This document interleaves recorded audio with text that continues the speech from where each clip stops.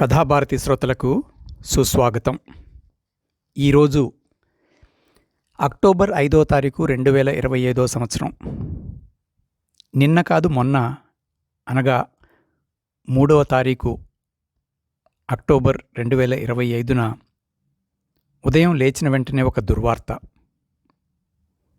తెలుగు సాహితీ లోకం ఒక విలక్షణమైన విశిష్టమైన రచయితను కోల్పోయింది.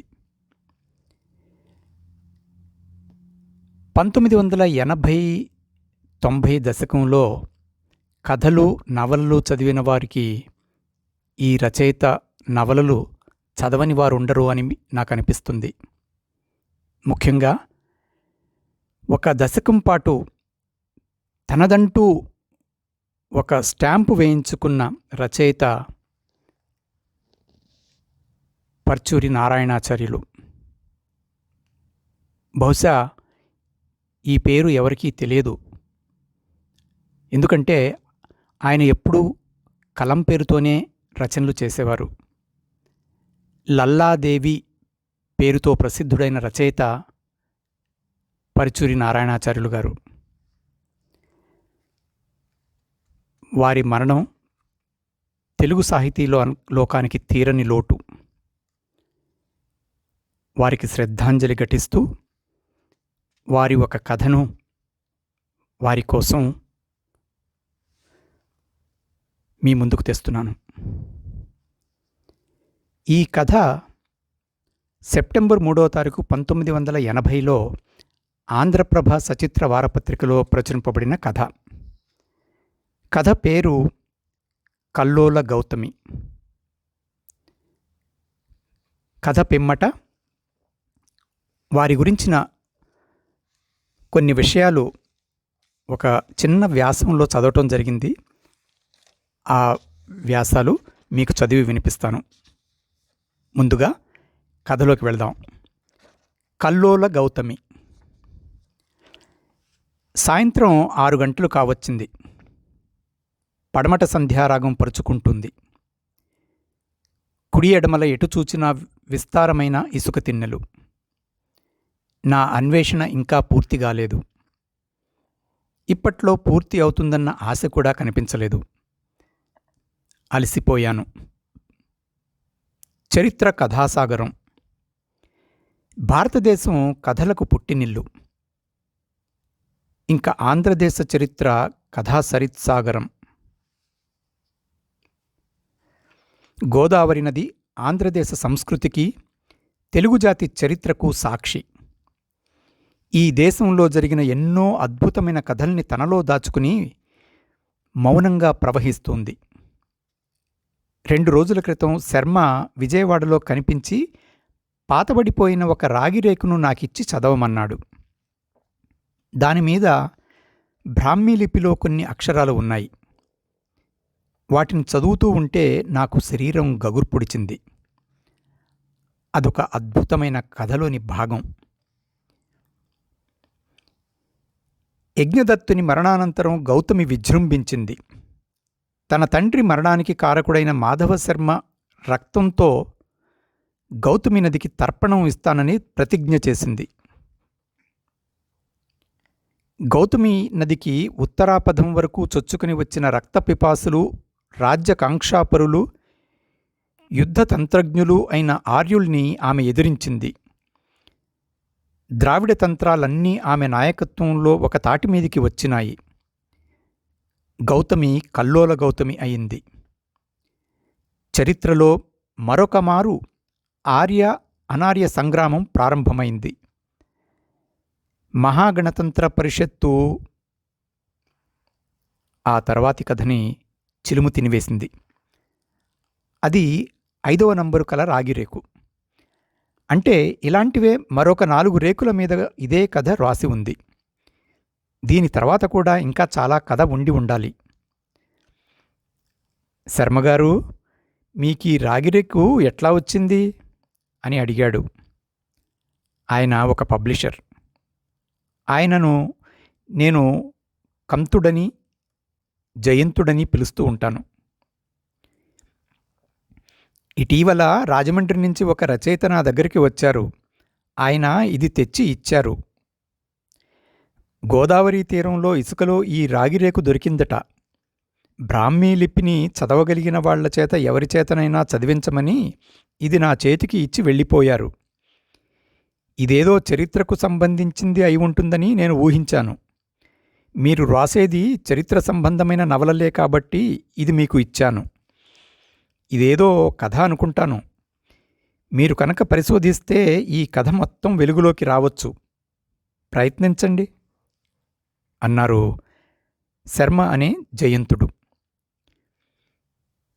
దీనిలో ఉన్న పేర్లను బట్టి, ఈ అక్షర నిర్మాణం బట్టి చూస్తే ఇది ఇప్పటికీ 2500 సంవత్సరాల క్రితం గోదావరి తీరంలో జరిగిన అద్భుతమైన యథార్థగాథ అనిపిస్తుంది. అది చూచి మనసు కరిగిన ఒక భావుకుడు భావితరాల కోసం ఈ కథను రాగిరేకుల మీద రాయించి గోదావరి గర్భంలో నిక్షిప్తం చేశాడు. అదృష్టం పండి ఇది మన చేతిలో పడింది. నేను తప్పనిసరిగా దీని మీద పరిశోధన చేస్తాను. ఈ రాగిరేకు నాకు ఇవ్వండి ప్లీజ్ అన్నాను. శర్మగారు మన్మథ విలాసంలా నవ్వేశాడు. మీకిచ్చేందుకే నేను ఇది సికింద్రాబాద్ నుంచి తెచ్చాను అన్నాడు. శర్మ అనే జయంతుడు గారిని కావిలించుకుని ముద్దాడాలనిపించింది. ఆనందతరంగిణి అయిన మనసుతో ఆ రాగిరేకును భద్రంగా దాచుకుని రాజమండ్రి వచ్చాను. దాన్ని సంపాదించిన వ్యక్తిని కలుసుకుని అది ఎక్కడ దొరికిందో దాని వివరాలు సేకరించాను. ఆయన చెప్పిన గుర్తులు బట్టి మిగిలిన రేకులు కూడా సంపాదించాలని నా ఆరాటం. ఈ రేకులన్నింటినీ కట్టకట్టి నదీ గర్భంలో ఎవరో దాచారు. ఆ కట్ట విడిపోయి ఈ రేకు ఎలాగ వచ్చిందో వచ్చింది. మిగిలిన రేకుల్ని సంపాదించటం అంత తేలిక అయిన సంగతి కాదు అని తెలిసి కూడా ప్రయత్నం ప్రారంభించాను. నాకు కావలసిన సామగ్రి సంపాదించుకుని అదంతా ఒక కిట్లో సర్దుకుని వీపు మీద మోస్తూ నదీ తీరాన పాదయాత్ర చేరాను. ఆశ, ఆత్మవిశ్వాసము తోడుగా నా ప్రయత్నం సాగుతోంది. ఇప్పటికీ నా అన్వేషణ ప్రారంభమై వారం రోజులయింది. వారం రోజులు ఇసుకలో నడక కావటం నుంచి బాగా అలసిపోయాను. సాయంత్రం 6 గంటలై పడమట సంధ్యారాగం పరుచుకుంటున్న వేళ ఇక అడుగు ముందుకు వెయ్యటం అసాధ్యం అనిపించింది. ఒకచోట కూర్చుండిపోయాను. ఈ వారం రోజులుగా 2 కళ్లను 200 కళ్ళుగా మార్చుకుని గోదావరి తీరం గాలిస్తున్నాను. అయినా ఇంతవరకు ఫలితం శూన్యం. నా ప్రయత్నం ఫలిస్తుందన్న ఆశ కూడా అడుగంటుతోంది. ఉత్త చేతులతో తిరిగిపోవటం తప్పనిసరి అవుతుందేమో. ఆ కథ గురించి మనసు పీకుతోంది. మాధవవర్మ ఎవరు? యజ్ఞదత్తుని కుమార్తె అయిన గౌతమి దాక్షిణాత్య గణతంత్రాలకు నాయకురాలు ఎలా అయింది? ఆ రోజుల్లో అస్మక, శబర, మహిషక, భోజక, కళింగ అనే పేరు కలిగిన 5 గణతంత్రాలు దక్షిణాపథంలో ఉండేవి. గౌతమి ఆ గణతంత్రాలలో ఏ గణతంత్రానికి చెందిన యువతి? ఆలోచనలో ఉండగానే బాగా పొద్దుపోయింది. కిట్టు తెరిచి ఇంత రొట్టె తిని గోదావరి నీళ్లు తాగి రగ్గు తీసి ఇసుక మీద పరచి ఆలోచిస్తూ పడుకున్నాను. గౌతమీ నది ఒడిలో ఆదమరిచి నిద్రపోయాను. గౌతమీ నది నన్ను జోకొట్టి నిద్రపుచ్చింది. చరిత్ర పిచ్చి పట్టుకుని తన దగ్గరికి వచ్చిన ఒక తెలుగువాడికి గౌతమీ నది ఇచ్చిన ఆతిథ్యమది. తెలుగు భూమిని తరంగహస్తాలతో కావిలించుకున్న గౌతమి. కథ గురించే ఆలోచిస్తూ నిద్రపోయాను. నా చేతిమీద చల్లగా ఏదో తగిలింది. ఆ స్పర్శకు కళ్ళు విప్పి చూశాను. అది కలో యథార్థమో నాకు తెలియదు. ఆ స్పర్శతో నాకు దివ్యమైన అనుభూతి కలిగింది. నా ఎదురుగా ఒక యువతి నిలబడి ఉంది. ఆమె నేలమీదికి దిగి వచ్చిన మెరుపు తీగలా, మల్లె చెండులా ఉంది. పెదవుల మీద చెరగని చిరునవ్వు. అమ్మా, ఎవరు నువ్వు అన్నాను. నేను గౌతమిని. ఏ గౌతమిని? తరంగహస్తాలతో తెలుగుదేశాన్ని కావిలించుకుని పవిత్రం చేయవచ్చిన గౌతమినా? కాదు. 2500 సంవత్సరాల నాడు ఆర్యుల రక్తదాహానికి రాజ్యకాంక్షకు బలి అయిన గౌతమిని.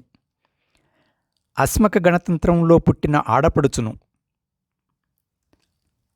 అమ్మా, అస్మక గణతంత్రం వారేగా తరువాత ఆంధ్రులయ్యారు? అవునయ్యా, అలనాటి ఆంధ్రుల ఇంట పుట్టిన ఆడపడుచుని. ఇలా వచ్చావెందుకు? నేను చూస్తున్నది కళా యథార్థమా? సిద్ధాంతాలకు, మనిషి ఆలోచన పరిధికి అందని ఇటువంటి విషయాల గురించి ఎందుకు ఆలోచిస్తావు? ఈనాటి ఆంధ్రభూమి నిర్వీర్యం అయ్యిందయ్యా. అలనాడు అస్మకులమైన మేము ఆత్మగౌరవం కాపాడుకుందుకు ఎన్నెన్ని త్యాగాలు చేశామో తెలుసా? ఆ కథ నీకు చెప్పాలని వచ్చాను. వింటావు కదూ? అమ్మా, అది నా అదృష్టంగా భావిస్తాను అన్నాను. గౌతమి తన చల్లని చేతిని నా కనుల మీద ఆనించి, ఇక చూడు అన్నది. అవన్నీ అద్భుతమైన దృశ్యాలు. 2500 సంవత్సరాల నాటి అస్మ కులగణతంత్ర జీవనం నా కనులకు కట్టినట్లు అయింది. నా మనోనేత్రం వాకిలి తెరిచింది. అద్భుతమైన ఆ దృశ్యాలు చూడటంలో నన్ను నేను మరిచాను. కల్లోల గౌతమి వెల్లువలై ప్రవహిస్తోంది. నడుము లోతు నీటిలో నిలిచి యజ్ఞదత్తుడు సూర్యునికి అర్ఘ్యం ఇస్తున్నాడు.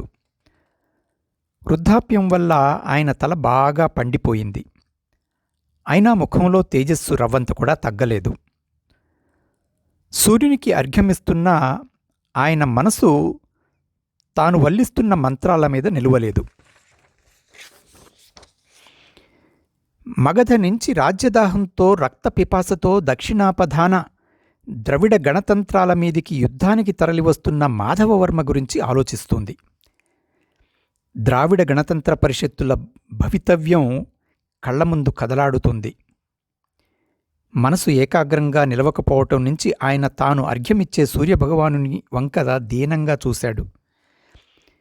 ఉదయించే అరుణారుణ భానుబింబం కనిపించలేదు. నొసలు ముడిచి చూచాడు యజ్ఞదత్తుడు. ఎదురుగా యవనాశ్వం మీద కరిగించిన రాగిని కమ్మెచ్చులో తీసినట్లు పోతపోసినట్లు విగ్రహంలా కనిపించాడు మాధవవర్మ. అతని శరీరం దృఢంగా పొడవుగా ఉంది. ఆర్యుడని తెలుస్తూనే ఉంది.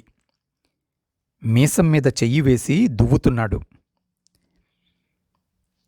ఎవరు నువ్వు? ఆర్యుడను. అది తెలుస్తూనే ఉంది. అర్ఘ్యమిచ్చేవేళ ఆదినారాయణునికి అడ్డెందుకు నిలిచావు? ద్రావిడులకు ఇటువంటి ఆచారాలెందుకు అంటూ వికటంగా నవ్వాడు మాధవవర్మ. చెయ్యి రవంత ఎత్తి గేలి చేశాడు. ఆర్యులు నాగరికులని, ద్రావిడులు అనాగరికులని అంతరాలను సృష్టించింది మీరు. భగవంతుని దృష్టిలో ఆ తేడాలు ఉండవు. అనార్యులైనా అనాగరికులైనా మీకు భగవంతుని సృష్టి మీద వ్యాఖ్య చేసే అధికారం లేదు. అర్హతలు ఒకరిస్తే వచ్చేవి కావు. నేనెవరినో తెలిసి మాట్లాడుతున్నావా? నీవు అనార్యుల ఆత్మగౌరవం గురించి తెలియక మాట్లాడుతున్నావని తెలిసే మాట్లాడుతున్నాను. నేను మీకు ఏలికను, మగధ మహాసామ్రాజ్యాధిపతిని, చక్రవర్తిని అంటూ సగర్వంగా చెప్పుకున్నాడు మాధవవర్మ. అది విని చిరునవ్వు నవ్వాడు యజ్ఞదత్తుడు. ఈ సకల చరాచర ప్రకృతికి చక్రవర్తి ఎవరో అతడే నాకు చక్రవర్తి. నీవు నా వంటి ఒక మామూలు మనిషివి. ప్రాణాల మీద ఆశ త్రుంచుకు మాట్లాడుతున్నావు. ద్రావిడ జాతుల భవితవ్యం మీద, ఆత్మగౌరవం మీద ఆశ పెంచుకుని మాట్లాడుతున్నాను. రవంత కూడా జంకు లేకుండా సమాధానమిచ్చాడు యజ్ఞదత్తుడు. మాధవవర్మకు ఒళ్ళు మండిపోయింది. చివాలున వరలోంచి కత్తిలాగి యజ్ఞదత్తుని మెడ మీద ఆనించాడు. క్రూరంగా నవ్వాడు. ఇప్పుడు చెప్పు, ఆర్యుల ఔన్నత్యం గురించి అన్నాడు. ఆర్యుల ఔన్నత్యం గురించి నాకు తెలియదు. ఆర్యుల అవకాశవాదం గురించి తెలుసు, చలించని స్వరంతో దృఢంగా చెప్పాడు యజ్ఞదత్తుడు. మాధవవర్మ కోపంతో తానేం చేస్తున్నది మరిచాడు. బానిసగా బతకవలసిన ద్రావిడునికి ఇంత అహంభావమా? ఈ చిన్ని చిన్ని గణతంత్రాల స్వేచ్ఛావాంఛ మగధ మహాసామ్రాజ్యాన్ని ఎదిరించి ఎంతకాలం నిలుస్తాయి? ఈ మూర్ఖుల్ని బతకనివ్వకూడదని తలపోశాడు. చివాలున కత్తి ఎత్తి యజ్ఞదత్తుని మెడమీద వెనకపాటున ఒక దెబ్బ వేశాడు. మెడ తెగి తల ఊడి వచ్చింది. అర్ఘ్యజలం పట్టి ఉంచిన అంజలిలోనే ఆ తల తెగిపడింది. యజ్ఞదత్తుని శరీరం నిర్జీవమై పక్కకు వాలిపోయింది. అతని రక్తంతో కలిసిన గౌతమీ జలాలు ఎర్రగా ప్రవహించినాయి. ఆ దృశ్యం చూచిన మాధవవర్మకు ఆనందం కలిగింది. గణతంత్ర పరిషత్తుల రక్తంతో గౌతమీ జలాలన్నిటినీ ఎర్రగా మార్చేస్తాననుకుంటూ అక్కడి నుంచి నిష్క్రమించాడు. ఈ దృశ్యం చూచిన వారు పరుగు పరుగున వెళ్లారు. యజ్ఞదత్తుని కుమార్తె గౌతమి అస్మక గణతంత్రంలోని ఉత్సాహవంతులైన యువకులకు యుద్ధ విద్యలలో శిక్షణ ఇస్తుంది. మెరుపు వేగంతో ఖడ్గచాలను, గురి తప్పకుండా చువ్వట విసరటం, కుంతంతో ప్రత్యర్థుల్ని కొట్టటం నేర్పుతుంది. ద్రావిడ గణతంత్ర మహాపరిషత్తుకు అధ్యక్షుడైన తన తండ్రి రాజ్యాకాంక్షతో రక్తదాహంతో వచ్చిన ఒక ఆర్యుడి చేతిలో అసువులు కోల్పోయినాడని వినగానే కుప్పకూలిపోయింది. గోలు గోలున విలపిస్తూ తండ్రి మృతదేహం పడి ఉన్న చోటుకు వెళ్ళింది. యజ్ఞదత్తుని శరీరం గౌతమీ జలాల్లో పడి ఉంది. ఆయన రక్తంతో కలిసి ఎర్రగా పారుతున్న గౌతమీ జలాలను చూచి ఆమె కన్నులు కడిమి పువ్వులైనాయి. ఆమె శరీరం అగ్నిసరస్సున వికసించిన వజ్రంలా అయింది. నిరపరాధి అయిన తండ్రిని వధించిన ఆర్యుడిని రక్తంతో నా తండ్రికి తర్పణం ఇస్తాను. వాడి శిరస్సు గౌతమీ నది ఇసుక తిన్నెల మీద కందుకంలా దొర్లించి కాలిబంతులాడుతాను అంటూ భీషణమైన ప్రతిజ్ఞ చేసిందామె. మరునాడు అస్మక పరిషత్తు సమావేశమైంది. గణతంత్ర పరిషత్తుకు అధ్యక్షుడైన తండ్రి స్థానంలో కూర్చుంది గౌతమి. ద్రావిడులంతా ఎవరికి ఉచితమైన స్థానాల్లో వారు కూర్చున్నారు. ద్రావిడ యువతులు అధ్యక్ష స్థానంలో కూర్చుని ఉన్న తమ నాయకురాలైన గౌతమి వంక ప్రేమ పొంగారిన కన్నులతో చూస్తున్నారు. రావలసిన వారంతా వచ్చేశాక సభ ప్రారంభమైంది. ముందుగా ఒక శతాధిక వృద్ధుడు లేచి ఉపన్యసించాడు. యజ్ఞదత్తు నాయకత్వంలో మన అస్మక పరిషత్తు గౌరవ ప్రతిష్ఠలు దక్షిణాపథమంతా వ్యాపించినాయి. ఆయన మహామేధావి. ఆర్యుల ఆగడాలకు దస్యజాతి ఒక మహానాయకుని కోల్పోయింది. ద్రావిడ గణతంత్ర వ్యవస్థలు సుఖశాంతులతో వర్ధిల్లటం రాజులకు కన్నెర్ర అయింది. మహిషక, భోజక, శాబర, కళింగ, అస్మక పరిషత్తులు ఐదింటిని సమైక్యం చేసి గణతంత్ర మహాపరిషత్తును ఏర్పాటు చెయ్యాలని యజ్ఞదత్తుడు కలలు కన్నారు. పవిత్రమైన ఆ ఆశయం నెరవేరితే ద్రావిడ గణతంత్రాలకు యుద్ధ నైపుణ్యంలో ఆరితేరిన ఆర్యుల వల్ల ఎటువంటి ముప్పు కలగదు. అలా జరగని నాడు ద్రావిడ గణతంత్రాల వారు స్వేచ్ఛా స్వాతంత్రాలకు తిలోదకాలు ఇచ్చుకోవలసిందే. అందునుంచి ఉత్సాహశక్తి ఉరకలు వేసే ద్రావిడులంతా ఏకం కండి. బౌద్ధరాహులైన ఆర్యుల ఆగడాలను ఎదిరించి నిలువండి. ఈ ప్రయత్నంలో ప్రాణాలను సైతం అవసరమైతే పూచిక పుల్లల్లా అర్పణం చెయ్యండి. యజ్ఞదత్తులేని లోటు కనిపించకుండా చైతన్యశీలమైన యువనాయకత్వం క్రిందికి ద్రావిడ గణతంత్రాలను చేర్చండి అని ఉపన్యసించాడా వృద్ధుడు. సభ రవంతసేపు కలకలం అయింది. యువరక్తం ఉత్సాహశక్తితో ఉరకలు వేసింది. యువతులు కూర్చున్న దిశ నుండి గౌతమియే మా నాయకురాలు అన్న కేకలు వినిపించినాయి. సభ్యులందరికీ నల్లని ఎర్రని కర్రపుల్లలు పంచి ఇచ్చారు. ఎరుపు రంగు కర్రపుల్లల్ని చూపటం ద్వారా గౌతమి అస్మక గణతంత్రానికి నాయకురాలుగా ఏకగ్రీవంగా ఎంపిక అయింది. ఆమె తక్షణమే కార్యక్రమాలు ప్రారంభించి యువశక్తిని సమీకరించింది.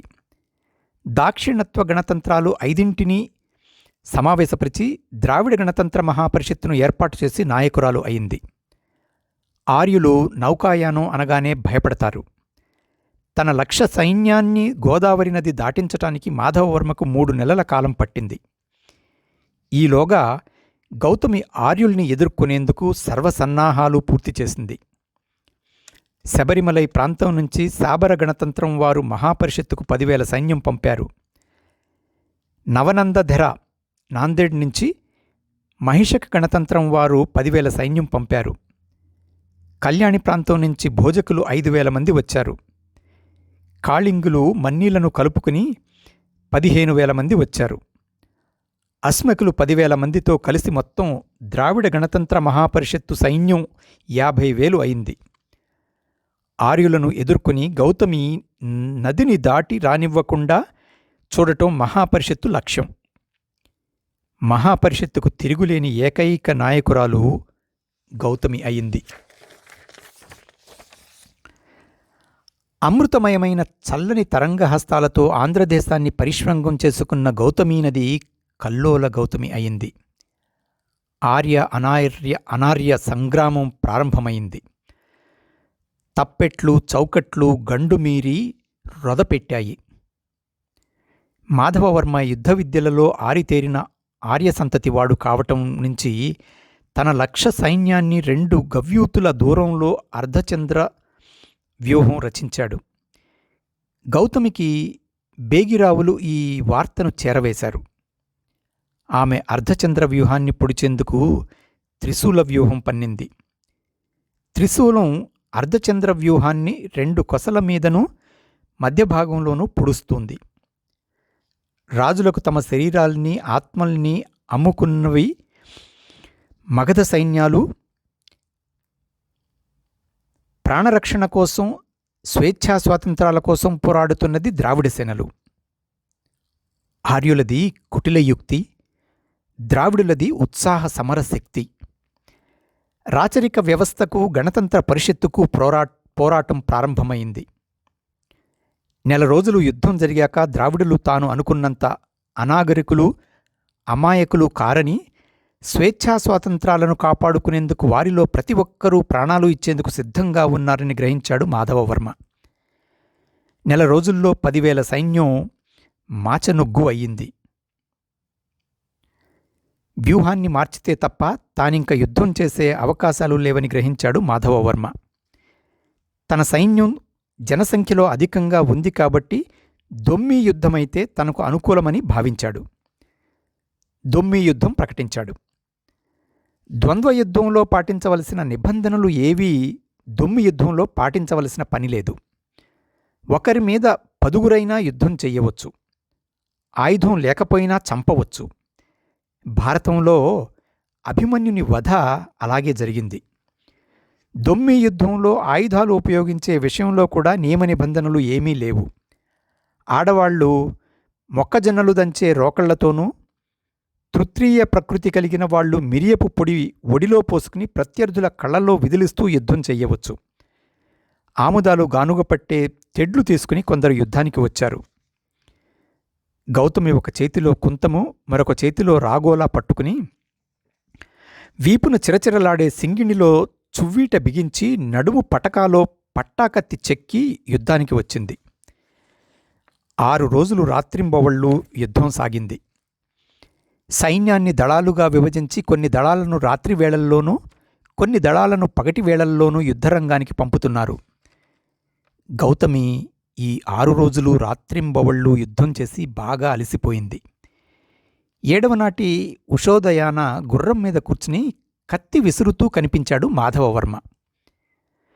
గౌతమీ తీరంలోని ద్రావిడ గణతంత్రాల ప్రశాంత జీవనంలో ఈ అల్లకల్లోలాల్ని సృష్టించినవాడు అతడే. తండ్రి సూర్యునికి అర్ఘ్యం ఇస్తూ ఉంటే వీరమర్యాదను సిగ్గును విడిచి హత్య చేసినవాడు అతడే. అతడే ఆర్యుడు. రాజ్య విస్తరణ కాంక్షాపరుడు, రక్త పిపాసి. దాక్షిణాత్య భూములు ద్రావిడ రక్తంతో తడిసిన దతని వల్లనే అతని వల్లనే. స్త్రీలు తమ శరీరాల్ని, కళలు తమ ఆత్మల్ని, పురుషులు తమ పరాక్రమాన్ని అమ్ముకుని జీవించే ఆర్య సంస్కృతిని దక్షిణాపథంలో ప్రచారం చెయ్యవచ్చాడు నీచుడు. గౌతమి నేత్రాలు పౌరుషంతో, ప్రతీకార దాహంతో విశాలం అయినాయి.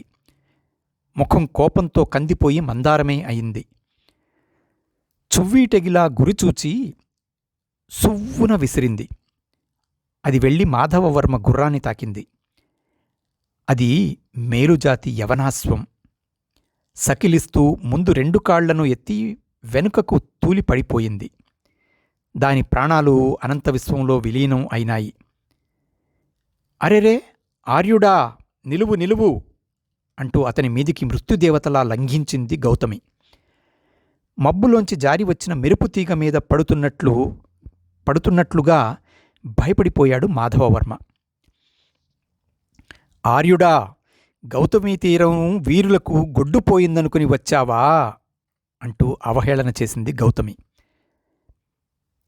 ఆడదానివి అరకదున్ని ఆముదాలను పండించుకోక అనిలో కాలు పెట్టావెందుకు అన్నాడు మాధవవర్మ. ఆర్యుడా, ఆడది ఆడది అంటున్నావు. మీ రాచరికపు వ్యవస్థలో ఆడదంటే బొమ్మ. మా ద్రావిడ గణతంత్రాల్లో ఆడదంటే బొమ్మ కాదురా, అమ్మ. తెలిసిందా? సర్వతంత్ర స్వేచ్ఛాపరతంత్రమైన మా గణతంత్ర వ్యవస్థలలో ఆడదానికి అటువంటి స్థానం ఉంది. ఇది మాతృస్వామికం. ఆర్యుల నాగరికతతో ఆడవాళ్లు తమ శరీరాల్ని, ఆత్మల్ని అమ్ముకొని బానిసలయ్యారు. అయినా నిన్ను కన్నందుకు అడ్డురాని ఈ ఆడతనం, నీకు బువ్వ పెట్టి లాలించి పెంచి పెద్ద చేసేందుకు అడ్డురాని ఈ ఆడతనం, నీతో రమించి పిల్లల్ని కని నీ వంశాన్ని ఉద్ధరించేందుకు అడ్డురాని ఈ ఆడతనం ఈ యుద్ధరంగంలో అడ్డు వచ్చిందా? లేచి కత్తిపట్టు. నీ మగపోడిమి ఏమిటో ఈ మగువ ముందు కత్తిపట్టి నిలిచినప్పుడు తెలుస్తుంది అన్నది గౌతమి. మాధవవర్మ కళ్ల ముందు మెరుపులు మెరిసినాయి. ఆమె ధైర్య సాహసాలను చూచి మానసికంగా కృంగిపోయినాడు. ఆమెకు వెన్నిచ్చి గౌతమీ తీరం వంక పారిపోవటం ప్రారంభించాడు. అంత దూరం నుంచి యుద్ధకండూతితో వచ్చిన మాధవవర్మ ఇంత తేలికగా పారిపోతాడని గౌతమి ఊహించలేదు. ఆత్మగౌరవం తాకట్టు పెట్టి అయినా సరే ప్రాణాలను కాపాడుకోవాలనుకునే ఈ పంద 1,00,000 సైన్యానికి నాయకుడు ఎలా కాగలిగాడో ఆమెకు అర్థం కాలేదు. నాయకుడు కావటం పరాక్రమం నిరూపించుకుని కాదని, ఆర్యులకు అది కేవలం వంశపారంపర్యపు హక్కు మాత్రమేనని స్వేచ్ఛా గణతంత్రాలలో పెరిగిన ఆమెకు ఆ క్షణంలో స్ఫురించలేదు. ఇటువంటి పిరికి పంద నాయకత్వంలో ఉన్న ఆర్యజాతిని చూచి ఆమె జాలిపడింది. జాలి వల్ల ప్రతీకారం రవంతా పట్టు సడలింది. వెన్నంటి తరమి ఉంటే అర్ధగవ్యూతి దూరంలో మాధవవర్మ ఆమెకు చిక్కేవాడు. కాని గౌతమి ఆ ప్రయత్నం చెయ్యలేదు. ఆడది ఆడది అని అపహసించినవాడు అలా వెన్నిచ్చి పారిపోతూ ఉంటే ఆశ్చర్యంతోనూ జాలితోనూ చూస్తూ నిలబడిపోయింది. మాధవవర్మ తన స్కంధావారంలో సురక్షితమైన స్థానంలోకి వచ్చి హాయిగా నిట్టూర్చాడు. లెక్క చూచుకుంటే 20,000 మంది హతులయ్యారు. మరొక 20,000 మంది క్షతగాత్రులయ్యారు. గుండె అలసిపోయింది. వెంటనే గోదావరి నది ఉత్తర తీరానికి వెళ్ళిపోతానని, యుద్ధం తన పక్షం నుంచి ఆపు చేస్తున్నానని రాయబారం పంపాడు. అతడిని చక్రబంధంలో ఇరికించాలని, అలా చెయ్యకపోతే ఆర్యులకు బుద్ధి రాదని, మళ్లీ సైన్యాలను పోగు చేసుకుని 2వసారి దండయాత్రకు రాగలడని ద్రావిడులంతా హెచ్చరించారు. అయినా గౌతమి పట్టించుకోలేదు. పిరికి పందను పారిపోనివ్వండి అన్నది. మరి నీ ప్రతిజ్ఞ మాట ఎలా అని అడిగాడొక వృద్ధ ద్రావిడుడు. రవంతసేపు శూన్యంలోకి చూచింది గౌతమి. తాతా, నా ప్రతిజ్ఞ కోసం మళ్లీ యుద్ధం పెట్టి ద్రావిడ జాతి రక్తంతో ఈ నేలను తడపలేను అన్నది. ఆమె కనుకొలకల నుంచి 2 నీటి బిందువులు జారిపడినాయి. మాధవవర్మకు శ్వేతపతాకం చూపించారు. అతడి తిరోగమనానికి కొన్ని నావల్ని కూడా సాయం చేశారు ద్రావిడులు. అవతలి ఒడ్డు చేరాక హాయిగా నిట్టూర్చాడు మాధవవర్మ. ఊపిరి ఉండగా మళ్లీ ఈ గౌతమి నది దాటాలనే ప్రయత్నం చెయ్యకూడదని చెంపలు వేసుకుని ప్రతిజ్ఞ చేశాడు. స్కంధావారంలో తన గుడారంలో నిశ్చితంగా నిద్రపోయాడు. చాలా రోజుల తరువాత గోదావరి తీరాన ఇసుక పర్రలలో దండు విడిసి ఉంది. బాగా నిద్రలో ఉండగా అతని గుండె తట్టి లేపారు ఎవరో. అతడు కలతపడి లేచాడు. భద్రకాళిలా కనిపించింది గౌతమి. నువ్వా గౌతమి అన్నాడు భయంతో నోరు తెరిచి. అవును, నేనే. ఎందుకొచ్చావు? సంధి కుదిరిందిగా. ఆర్య అనార్య సంగ్రామం సంధితోనే ముగిసింది. కానీ నా తండ్రిని అక్రమంగా చంపావు నువ్వు.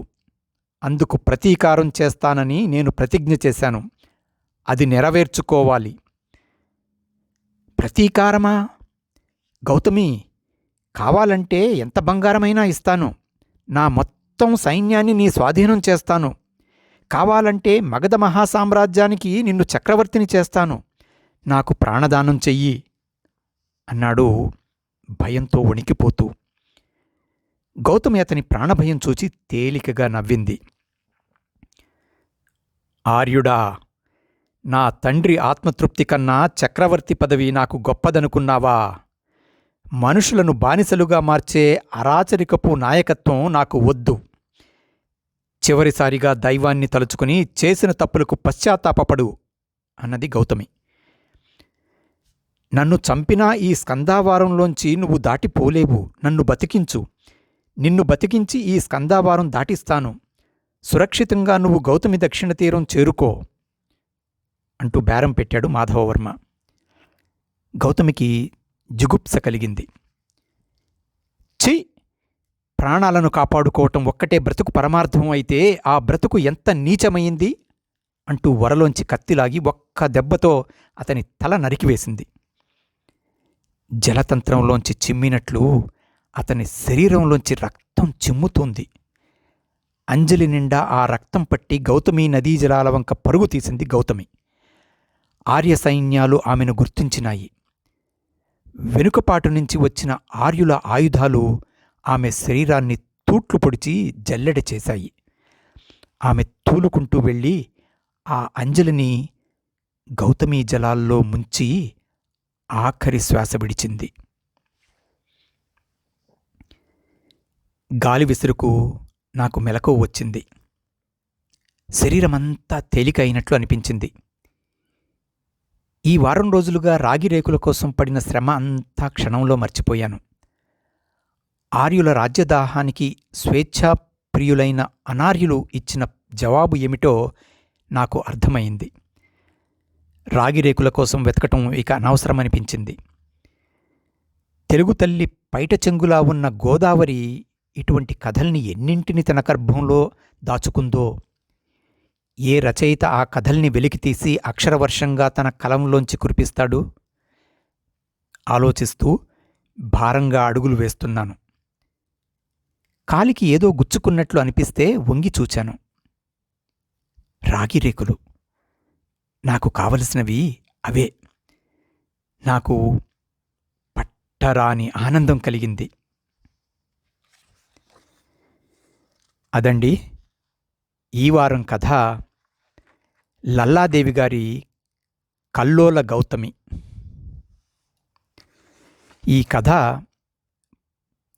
సెప్టెంబర్ 3వ తారీఖు 1980వ సంవత్సరపు ఆంధ్రప్రభ సచిత్ర వారపత్రికలో ముద్రింపబడిన కథ. కథకు ముందు చెప్పినట్టుగా లల్లాదేవి గారి మరణం తరువాత ఏ రజా హుస్సేన్ గారు వారి గురించి ఒక వ్యాసం రాశారు. ఆ వ్యాసం నుండి కొన్ని భాగాలు చదివి వినిపిస్తాను మీకు. లల్లాదేవి పేరుతో రచనలు చేసిన పరుచూరి నారాయణాచార్యులు 82 ఇక లేరు. ఆయన నవలలు, కథలు చదివే పాఠకులు లల్లాదేవి అంటే రచయిత్రి అనుకునేవారు. తెలుగు సాహితీలోకంలో ఈయన అసలు పేరు తెలియని వాళ్లే ఎక్కువ. లల్లాదేవి అనే మారుపేరుతోనే ఈ రచయిత లోకానికి తెలుసు. అలానే ప్రసిద్ధి చెందారు. ఎవరి లల్లాదేవి? లల్లేశ్వరి కాశ్మీరీ శైవ భక్తురాలు, కవయిత్రి. 1320-1392 మధ్య జరిగిన కవయిత్రి ఈమె లల్లాదేవి. వాక్స్ అనబడే ఆధ్యాత్మిక కవిత్వ శైలికి ఈమె ఆద్యురాలు. కాశ్మీరీ సాహిత్యంలో లల్లేశ్వరిది ఓ ప్రత్యేక అధ్యాయం. ఈమెకే అనేక పేర్లున్నాయి. లల్లేశ్వరి, లల్లాదేవి, లల్లా ఆరిఫా, లాల్ దిద్ది, లాల్ యోగేశ్వరి, లాలీశ్వరి అనే వివిధ పేర్లతో పిలుస్తారు. అలహాబాద్, ప్రయాగ్రాజ్లలో లల్లాదేవి దేవాలయం ఉంది. భారతదేశంలోని 51 శక్తిపీఠాల్లో ఇదొకటి. కన్నడంలో కూడా లల్లాదేవి పేరుతో ఓ కవి ఉన్నాడు. 1991లో వచ్చిన అరణ్యదల్లి అభిమన్యు అనే కన్నడ సినిమాకు రచయితగా కూడా పనిచేశాడు. పరుచూరి నారాయణాచార్యులు గారు తన కలం పేరు లల్లాదేవి అని పెట్టుకోవడానికి స్ఫూర్తి బహుశా లల్లేశ్వరి, లల్లాదేవి కావచ్చు. వీరిది నిరాడంబర జీవితం. ఈ రచయిత 150కు పైగా సాంఘిక, చారిత్రక నవలలు, 100కు పైగా కథలు, కొన్ని నాటకాలు కూడా రాశారన్న సంగతి వారి సొంతూరులోనే చాలామందికి తెలియదంటే ఆశ్చర్యమే. ఓ చిన్న లూనాలో తిరిగేవారు. ఊర్లో ఓ గుడిలో దైవకార్యాలు నిర్వహించేవారు. రచన, దైవచింతన మినహా ఇతర వ్యాపకాలేమీ లేవు. 4 అక్షరాలు రాసి తలగరేస్తున్న కవులు, రచయితులున్న లోకంలో ఇంతగా అక్షరవృష్టి కురిపించి ఎవరికీ తెలియకుండా అనామకంగా తన పనేదో తను చేసుకు వెళ్లటం వీరికే చెల్లింది. ఏనాడూ ప్రచారం కోరుకోలేదు, పట్టణవాసము ఆశించలేదు. తనకున్న దాంట్లోనే చెరువుగట్టుకు సమీపంలో ఉండే ఆ పాత చిన్న ఇంట్లోనే నిరాడంబరంగా కాలం గడిపారు. దాన్నే తన అక్షరక్షేత్రంగా చేసుకున్నారు. వీరికి ఓ కుమారుడు, కుమార్తె ఉన్నారు. ఆ మధ్య కుమారుడు చనిపోవడంతో మనోవ్యధకు గురయ్యారు. ప్రోస్టేట్ సంబంధిత సమస్యతో బాధపడ్డారు. ఈ మధ్య ప్రోస్టేట్ శస్త్రచికిత్స కూడా జరిగిందట. విజయదశమి దాటాక అర్ధరాత్రి 1 గంటకు తెల్లారితే 3వ తేదీ అక్టోబర్ 3వ తారీఖు 2025న కన్నుమూశారు. ఓ కుగ్రామంలో ఉండి అక్కడి వారికే తెలియకుండా ఇంతగా అక్షరసేద్యం చేసిన రచయిత తెలుగు సాహిత్యంలో మరొకరు లేరనే చెప్పొచ్చు. చిత్రమేమంటే ఆయన నవలలు, కథలు అచ్చయ్యాయి, పుస్తకాలుగా వచ్చాయి. అయితే వాటి వివరాలు కానీ, కాపీలు కానీ ఆయన దగ్గర లేవు. తెలుస్తున్న సమాచారం మేరకు 150కు పైగా నవలలు రాశారు. వాటి వివరాలు పూర్తిగా దొరకడం లేదు. సాహిత్య పరిశోధకుడు, నా మిత్రుడు పారా అశోక్ శోధించి కొన్ని నవలల పేర్ల జాబితా సిద్ధం చేశాడు. ఇక కథల సంఖ్య ఇదమిత్తంగా తెలియటం లేదు. కానీ కారా మేస్టారి కథానిలయంలో మాత్రం ఈ రచయిత కథలు కొన్ని ఉన్నాయి. వివిధ పత్రికల్లో లల్లాదేవి పేర ఎన్నో కథలు ప్రచురితమయ్యాయి. నవలలు, కథలకు సంబంధించిన పూర్తి వివరాలు తెలియరావడం లేదు. ఈ రచనలు భారతి, ఆంధ్రప్రభ, ఉదయం, ఆంధ్రజ్యోతి, జ్యోతి తదితర పత్రికలలో ప్రచురింపబడినాయి. లల్లాదేవి గారి శ్వేతనాగు నవల తెలుగు సాహిత్యంలో ఓ సంచలనం సృష్టించింది. వేలాది కాపీలు అమ్ముడయ్యాయి. ఈ నవల సినిమాగా కూడా వచ్చింది, బహుశా సౌందర్య సినీ హీరోయిన్గా. ఆమ్రపాలి, మహామంత్రి తిమ్మరుసు, రోషనారా, శ్వేతనాగు, నాగభైరవి, మంత్రముగ్ధ, చెంగీజ్ ఖాన్, అగ్నిశిఖ ఇలా ఎన్నో చారిత్రక ప్రాధాన్యం కలిగిన రచనలు బాగా ప్రాచుర్యం పొందాయి. ఇక వైద్య విజ్ఞానం పంచే రచనలు ఎయిడ్స్, కామసూత్ర కూడా ప్రజాదరణ పొందాయి. ఒకే వస్తువుకు పరిమితం కాకుండా బహుముఖీన ప్రతిభతో ఇది లల్లాదేవి కాలం అన్నట్లు విస్తృతంగా రచనలు చేశారు. కథలు, చారిత్రక మరియు సాంఘిక నవలలు, నాటకాలు, వైజ్ఞానిక రచనలు చేసి పాఠకులకు అందించారు. అలవోకగా అక్షరాలను కుప్పలుగా పోసి అశేష పాఠకులను అలరించారు. ఆహ్లాదం, విజ్ఞానం పంచారు. వీరి కొన్ని నవలలు అగ్నికిరీటం, అగ్నిచక్రం, అగ్నిపునీత, అగ్నిబీజం, అగ్నిశిఖ, అర్చన, అర్ధమానవుడు, ఆత్మ చెప్పిన కథ, ఆమ్రపాలి, ఎడారి సూర్యుడు, ఎయిడ్స్, ఒకే సూర్యుడు, కల్లోల గౌతమి, కాలానికి నిలిచిన కథ, కళింగనాగు, కోకిలమ్మ పెళ్ళి, కౌగిట్లో కృష్ణమ్మ, కృష్ణరాయల కీర్తి, క్షేత్ర సంభవుడు, గలగలా గోదారి, చెంగీజ్ ఖాన్, ఛత్రపతి శివాజీ, తిరుచరణాలు, తెలుగు కీర్తి, నడిరేయి, Naga Bhairavi, నాయకీ Nagamma, Nayakuralu, Pushpanjali, bloodsucker, black tiger, Bhargavanagu, Bhargavi, Pavitra Sandhya, Mantramugdha, Manmatha Pooja, Mayuri, Mallamadevi Usuru, Mahaswapnam, మా తెలుగు తల్లి, రాక్షస రాజ్యం, రుద్రవీణ, రుద్రనాగు, రోహిణి, లకుమాదేవి, విశ్వవిజేత సికిందర్, శ్వేతనాగు, శ్వేతశిఖరం, స్పర్శనేత్రం, సర్పనేత్రం, సాగరదుర్గం, సాగరమేఖల, ధర్మయజ్ఞం, సామ్రాట్ అశోక్, సులక్షణ. అప్పట్లో విజయ మాసపత్రికకి అనుబంధంగా లల్లాదేవి నవలలు వచ్చేవి. అవన్నీ ప్రజాదరణ పొందేవి. అలా తెలుగు నవలా రంగంలో లల్లాదేవికి సుస్థిరమైన స్థానం ఉంది. తెలుగు నవలా చరిత్రలో ఓ ప్రత్యేక అధ్యాయం కేటాయించాల్సిన రచయిత ఈయన. పాత్రోచిత భాష వాడటంలో లల్లాదేవి అందవేసిన చెయ్యి. ఆయన అక్షరాలకు పరిమళం అద్దుతారు. ఉదాహరణకు శ్వేతనాగు. ఈ నవల కథాంశం నాగుకి నరశక్తికి మధ్య జరిగే పోరాటం. ఇది పాత పాత్రలతో అల్లిన కొత్త కథ. ఈ కథలో అన్ని మలుపులే, మెరుపులే. చిన్నతనం నుంచి అపార సంపదలతో తొలుతూగిన ఒక అదృష్టవంతురాలు ప్రేమించిన వాడిని తన వాడిని చేసుకోగలిగిన భాగ్యశాలిని. అల్లరి కృష్ణునికి జన్మనిచ్చిన ఒక మాతృమూర్తి. ఇప్పుడు అన్నీ వదులుకుని ఒక దిక్కుమాలిన కొండలో చీకటి కుటిలో ఒంటరిగా ప్రాణాలకు తెగించి అడుగు ముందుకేస్తుంది. ఆమె ఒక స్ఫూర్తి, ఆమె ఒక ఉద్యమం. ఆమె విజయం సాధిస్తుందా? నవల పొడవునా సస్పెన్స్. మలుపులు పాఠకుల్ని ఉత్సుకతతో ముంచెత్తుతాయి. తన కులదైవం కపిశేఖరుడికి అంకితమిచ్చారు రచయిత లల్లాదేవి. సాహితీ ప్రచురణ సంస్థ ముద్రించిన ఈ నవల 400 పేజీలకు విస్తరించింది. నవల గ్రిప్పింగ్గా ఉండటమే కాదు, రచయిత శైలి పాఠకుణ్ణి కట్టి పడేస్తుంది. లల్లాదేవి ఏది రాసినా కళ్లకు కట్టినట్లే రాస్తాడు.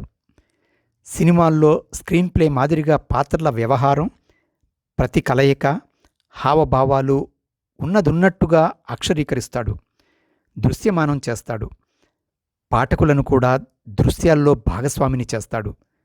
అందుకే లల్లాదేవి నవలలు, కథలు, ఇతర రచనలు ఆకట్టుకుంటాయి. లల్లాదేవి గారికి ఈ వ్యాసంతో శ్రద్ధాంజలి ఘటిస్తూ, వారి ఆత్మకు శాంతి కలగాలని కథాభారతి శ్రోతల తరపున ప్రార్థిస్తూ స్వస్తి. మళ్ళీ వచ్చే వారం ఇంకో కథతో కలుసుకుందాం. అంతవరకు సెలవు. సర్వే జనా సుఖినో భవంతు.